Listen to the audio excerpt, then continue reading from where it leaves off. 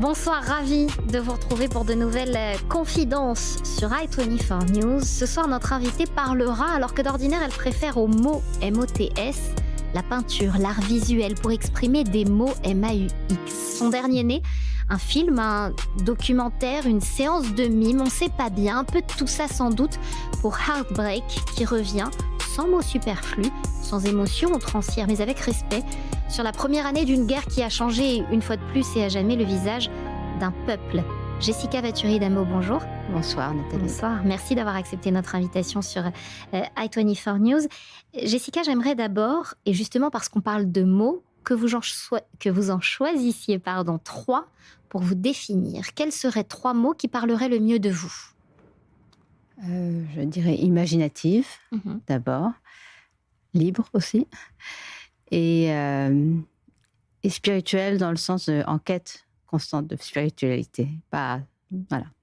C'est peut-être aussi ce qui définit vos différentes vies. On a l'impression que vous avez eu plusieurs vies en une. Vous avez vécu entre plusieurs villes et pays. Vous avez plusieurs nationalités également, françaises, italiennes, américaines, israéliennes aussi. Toutes ces nationalités, toutes ces langues que vous parlez, est-ce qu'elles s'imbriquent? Est-ce qu'elles se superposent? Est-ce qu'il y en a une qui supplante une autre? Je pense que j'ai été formée intellectuellement en français, donc c'est la langue qui supplante les autres conceptuellement. Mais ayant une famille du côté de ma mère, ashkénaze, qui est née, ma grand-mère est née à Prague, mon grand-père est né à Vienne, ma mère est née à New York. Mon père, séfarade du côté de mon père est né à Tanta en Égypte, d'un père italien et d'une mère crétoise. Ils se sont rencontrés dans des universités américaines. Et donc, effectivement, et moi, je suis née à Paris. Donc, effectivement, tout ce mélange et toutes les histoires avec lesquelles j'ai grandi font que on sentait un peu nulle part ou partout à sa place. Ce qui explique aussi mon arrivée ici en Israël. Et les langues, oui, il y a plusieurs langues qui parlent. Tous mes grands-parents parlaient plusieurs langues, cinq langues. Mes grands-parents du côté de ma mère parlaient allemand entre eux. Et voilà. Donc j'ai été nourrie par tout ça, portée par tout ça. Et c'est sûr que ça joue sur le regard sur une société. Parce que je pense que je suis toujours là et pas là en même temps. C'est même en Israël. Je pense que je sais que c'est ma place. Jérusalem, c'est ma ville. C'est là où je pourrais plus vivre aujourd'hui sans Jérusalem. Mais même à Jérusalem et même en Israël, je les regarde avec un regard aussi d'ailleurs, et ce qui permet probablement de filmer. C'est-à-dire que je suis pas totalement en adhésion. Je suis pleinement là et en même temps, je les regarde. C'est mon travail aussi de réalisatrice. D'être observatrice. Alors avant le cinéma, justement, on va en parler du cinéma, mais vous étiez peintre, artiste visuel, vous avez exposé dans toute l'Europe et vous avez toujours exploré dans votre travail l'identité, la mémoire, les effets, les strates du temps. Oui, c'est ça, les strates. Je pense que j'ai commencé à exposer très jeune, à 18 ans. Donc, j'ai d'abord dû intérioriser l'histoire de l'art en le pratiquant avant de trouver vraiment mon chemin.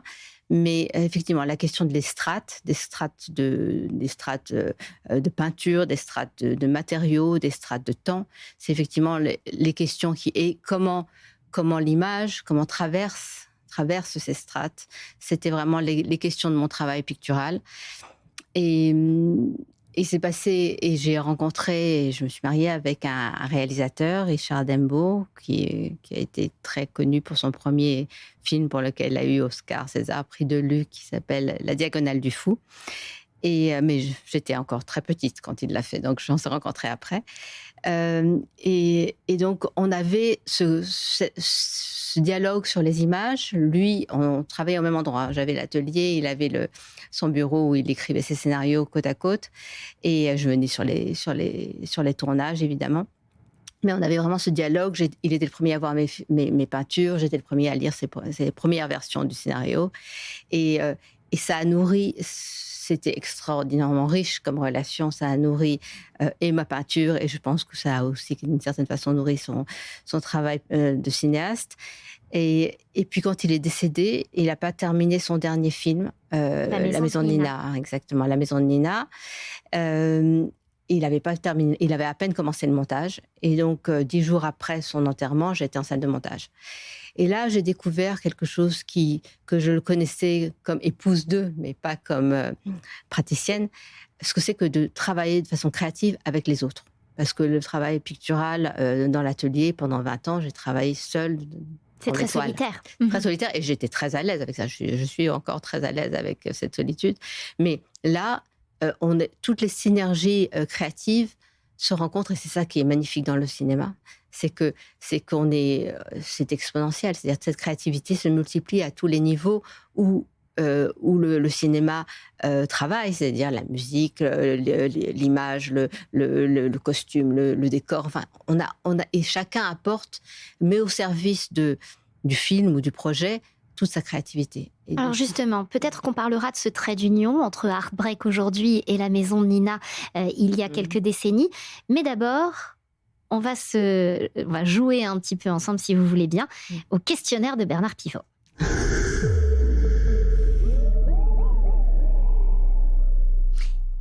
10 questions, Jessica, auxquelles je vous demande ce soir de vous plier. Quel est d'abord votre mot préféré ?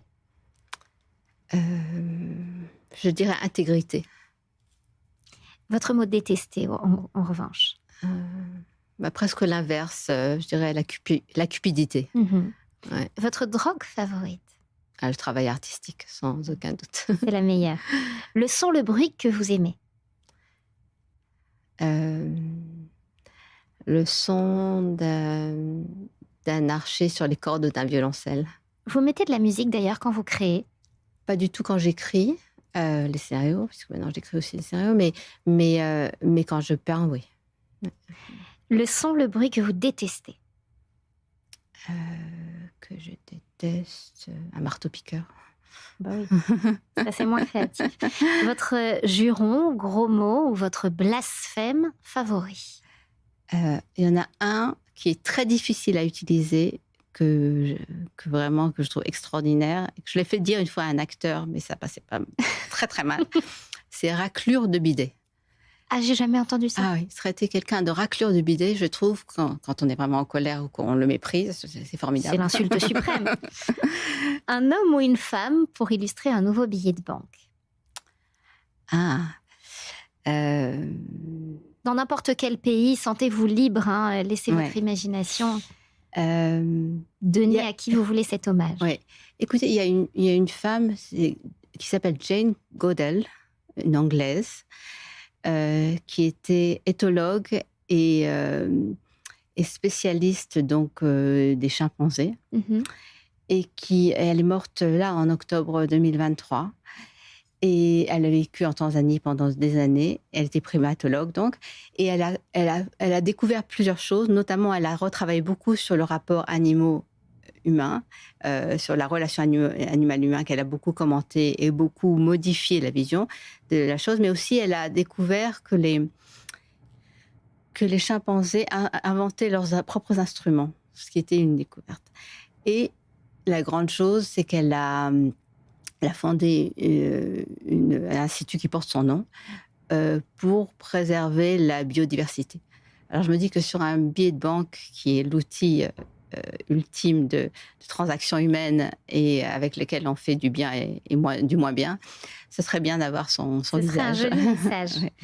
Quel est le métier que vous n'auriez pas aimé faire ? Un métier absolument indispensable qui, s'il est fait avec intégrité, avec honnêteté, aucune société ne peut fonctionner sans, mais que je n'aurais vraiment pas pu faire, c'est juge. Ouais. La plante, l'arbre ou l'animal dans lequel vous aimeriez être réincarné ? Alors, je suis fascinée par le mouvement des félins. J'ai une amie qui était championne de kung-fu qui m'a expliqué que tous les combats et la gestuelle étaient extraits, étaient inspirés des mouvements des chats.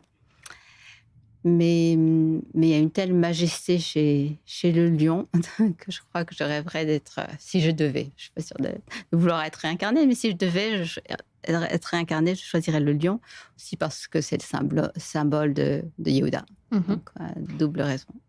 Jessica, si Dieu existe, qu'aimeriez-vous qu'après votre mort, dans très longtemps, il vous dise? Il me dit, écoute ma chérie, je t'ai envoyé un certain nombre d'épreuves et tu t'en es pas trop mal sortie. Voilà ce que j'aimerais qu'il me dise. Que vous avez réussi à surmonter et à faire ce que je devais faire malgré ces épreuves. Surmonter le 7 octobre avec Heartbreak, c'était aussi l'idée de ce... Je ne sais pas comment appeler ce long métrage. Est-ce que c'est un film? Est-ce que c'est un documentaire? Est-ce que c'est une scène de mime? C'est compliqué de le qualifier. Oui. Il ne rentre pas dans une case. S'il fallait vraiment en inventer une, je dirais un documentaire d'art et d'essai, mais ça n'existe pas vraiment. C'est à la fois une fiction et c'est une fiction qui est percutée par le réel. Je dirais ça comme ça. C'est 90 minutes de 7 octobre, mais de 7 octobre avec... Enfin, et de tout ce qui s'ensuit, pendant l'année 2023-2024, avec beaucoup de... C'est stupéfiant de dire ça dans la même phrase, mais beaucoup de douceur. Oui. Mon personnage, disons que inspiré par Buster Keaton et le mime Marceau, je tenais à ce qu'on ait un personnage muet, puisque quelque part on est resté muet et on nous a interdit notre parole, c'est-à-dire on nous a plaqué une réalité qui n'avait rien à voir avec ce qu'on vivait. Donc quelque part cette position de muette me semblait juste. Donc je voulais un personnage qui exprime comme l'a fait le mime Marceau ou Buster Keaton, toute l'émotion, toute l'humanité, sans mots et donc sans politique. Donc, je voulais vraiment rester au niveau de l'humain et je pensais que c'était la seule réponse face à la déshumanisation d'Israël. C'est quelque chose que personne ne peut contester quand quelqu'un parle de son humanité, de ce qu'il éprouve, sans rentrer dans un discours politique, mais uniquement ce qu'il a traversé. Qu'est-ce qu'on peut constater à moins de le traiter de menteur? Je veux dire, qu'est-ce qu'on peut dire? Et je voulais revenir à ce niveau-là d'émotionnalité, traverser cette année à travers les émotions de tout le monde. Et ce personnage puisqu'il est un mime, puisqu'il est masqué. Il est masqué. C'est tout le monde, c'est personne, c'est moi, c'est vous, spectateurs. Et cette tradition-là, elle est très ancienne, puisqu'il y a une tradition grecque de théâtre grec qui utilisait le masque pour que chaque spectateur puisse y projeter ses propres émotions et que ce soit une espèce de catharsis. Et ça fonctionne. C'était un pari risqué, parce que ça fonctionne à un double titre. Ça fonctionne au sens où, effectivement, les spectateurs du film rentrent, se projettent dans ce personnage, oublient très vite qu'il est masqué. Mais ça a aussi fonctionné parce qu'ils rencontrent de vrais témoins, des gens qui ont été directement heurtés, impactés, violentés par la réalité du 7 octobre. Et ces gens-là lui parlent à cet homme masqué comme s'il parlait à un réflecteur ou à un miroir. Ils vont très en profondeur dans leurs témoignages, ils vont très intimement dans les sentiments qu'ils éprouvent. Et donc, ça a été une très grande surprise et une très bonne surprise. Une très belle surprise de réussir à parler de ce qui nous a tous traumatisés, je pense utiliser le terme adéquat, mais sans montrer aucune violence. Ah oui, ça, il était hors de question pour moi de relayer le terrorisme, c'est-à-dire de relayer les images du Hamas. Il était hors de question pour moi de leur faire ce cadeau et de contaminer mes spectateurs. Ça, c'était hors de question. Et puis, je pense que l'art se situe à un autre niveau. Ce qui va rester de toutes ces tragédies-là, c'est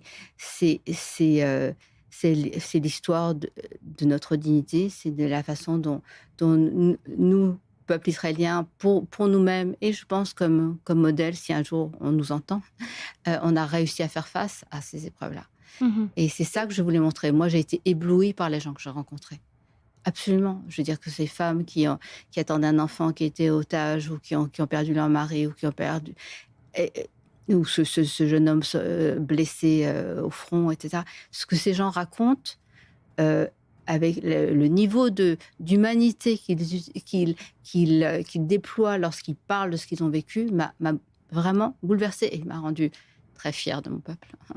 L'humanité, c'est vraiment ce qui transpire de cet ouvrage. On va, si vous le voulez bien, marquer une pause et je vous emmène sur l'île déserte de nos confidences. C'est parti.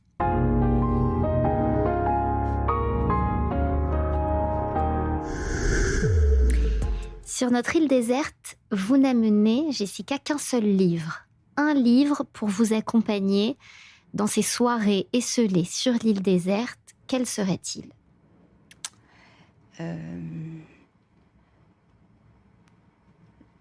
Le garçon qui voulait dormir de Appelfeld.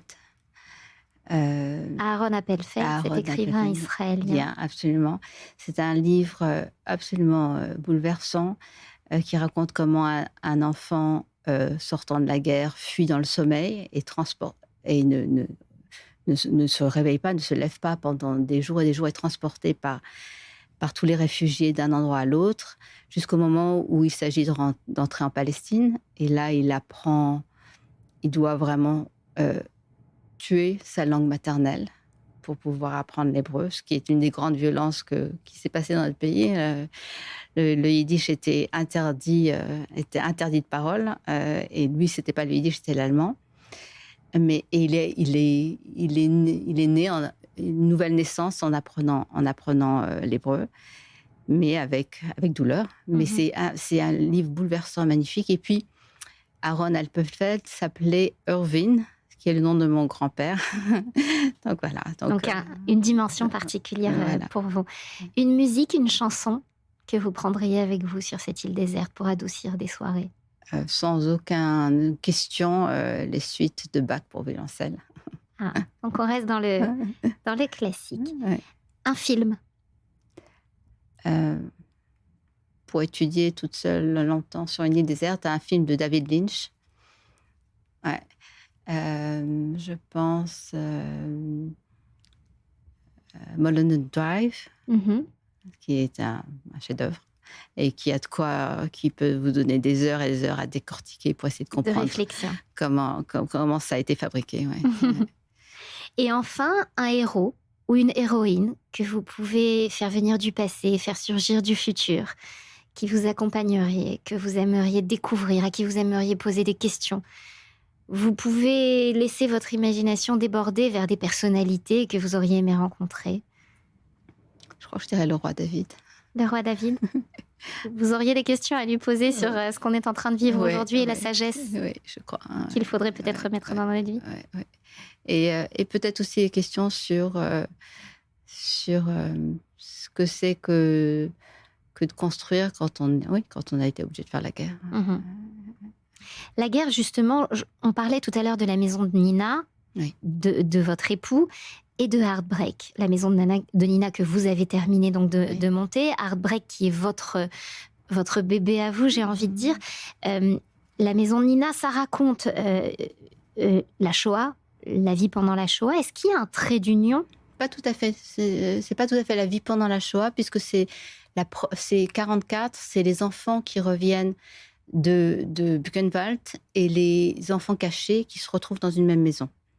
Et pour apprendre à vivre, à retrouver les premiers éléments de cohésion et de restructuration après ce qu'ils ont traversé. Est-ce qu'il y a un trait d'union, justement, entre ces deux œuvres-là, entre ces deux périodes-là aussi ? Je ne m'étais pas posé la question, mais évidemment, oui, en vous entendant la poser.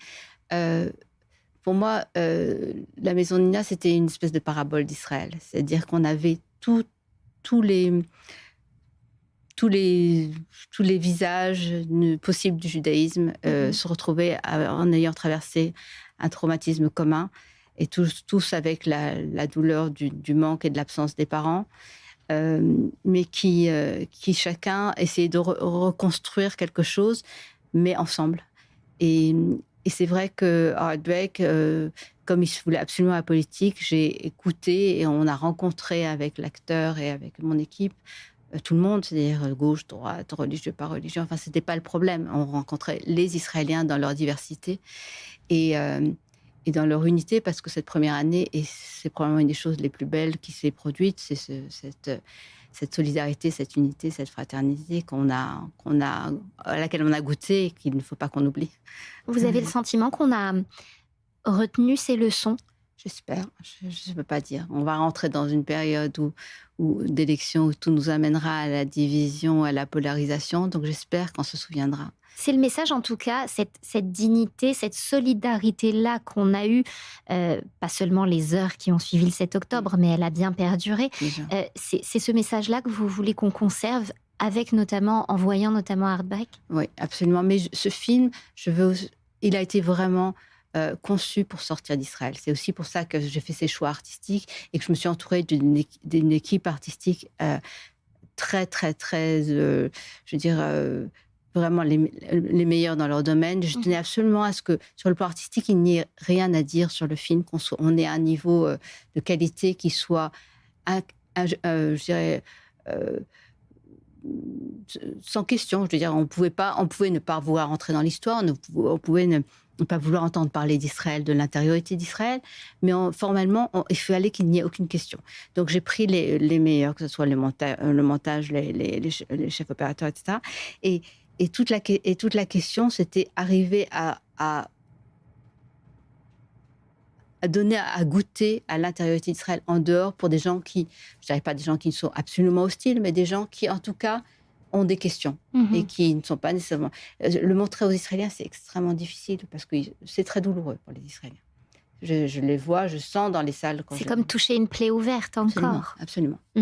C'est vrai que je me suis dit, ce film, c'est pour les Israéliens dans 20 ans et c'est pour le reste du monde aujourd'hui. Mais il faut qu'il arrive à sortir et en ce moment, le film israélien, c'est très, très compliqué de le faire franchir les... Alors justement, il franchira les frontières israéliennes en mars, à la mi-mars, au festival du film israélien à Paris. Oui. Ça vous inquiète, ça vous angoisse ou au contraire, ça vous émeut de savoir qu'il va être présenté, va être vu par d'autres? Ah non, c'est l'objectif. Non, je l'attends. Je pense que je vais peut-être pas être surprise parfois par les réactions. Ici, en Israël, il y a une adhésion. Les gens ont l'impression que je parle d'eux. Ils m'ont dit, c'est notre ambassadeur, ton film. Donc, c'est pour ça que je vous demande si ça vous inquiète d'une certaine façon. Parce que c'est se montrer un peu à nu à un public qui, on le sait, ne sera pas forcément enclin à nous apprécier. Oui, mais non, c'était l'objectif. Ouais. Non, j'ai pas peur de ça. Voilà, c'était vraiment Heartbreak qui a été conçu pour sortir de notre territoire. Voilà. Cette interview va bientôt toucher à sa fin, Jessica. Alors j'aimerais passer à la séquence que je n'ai pas préparée. C'est la boîte à questions. On y va.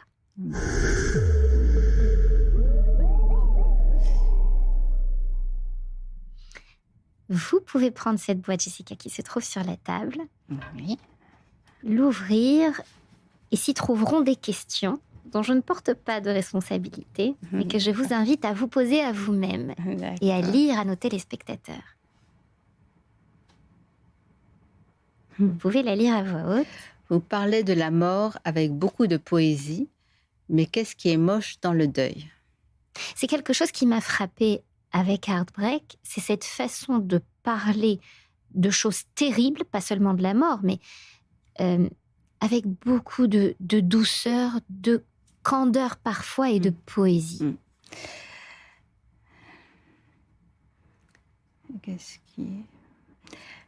Ce qui est moche dans la mort, c'est évidemment la disparition. Je ne dirais pas que c'est moche, c'est ce qui est douloureux. Mais on apprend, c'est pas immédiatement qu'on l'apprend, mais on apprend à faire vivre nos morts en nous. Et pour moi, c'était continuer le cinéma aussi, dans mon histoire personnelle.